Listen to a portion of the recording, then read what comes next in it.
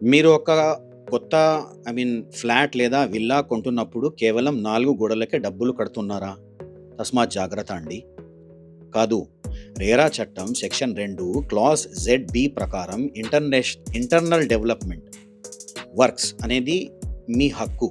అంటే బిల్డర్ మీకు కేవలం ఇల్లు మాత్రమే కాదు, ప్రాజెక్ట్ లోపల రోడ్లు, డ్రైనేజ్ వ్యవస్థ, వాటర్ సప్లై, స్ట్రీట్ లైటింగ్ ఇవన్నీ ఇవ్వాలి గదా! మరియు ఫైర్ సేఫ్టీ గూడా ఇవ్వాలి గదా! వంటి సౌకర్యాలను ఖచ్చితంగా కల్పించాలి. అంతేకాదు పార్కులు, చెట్లు నాటడం, సోలార్ ఎనర్జీ మేనేజ్‌మెంట్ చేసుకోవడం మరియు సేవేజ్ ట్రీట్మెంట్ ప్లాంట్స్ వంటివి కూడా ఇందులో భాగమే.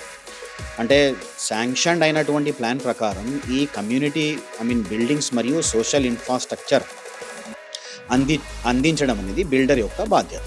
ఇది మీరు తప్పకుండా గుర్తుంచుకోవాల్సిన విషయం. కాబట్టి మీరు కొనే ప్రాజెక్టులో ఈ వసతులన్నీ ఉన్నాయో లేదో చెక్ చేసుకోవాలి. మీ పెట్టుబడికి పూర్తి భద్రత ఉండాలంటే రేరా నిబంధనలను తెలుసుకోవడం చాలా ముఖ్యం.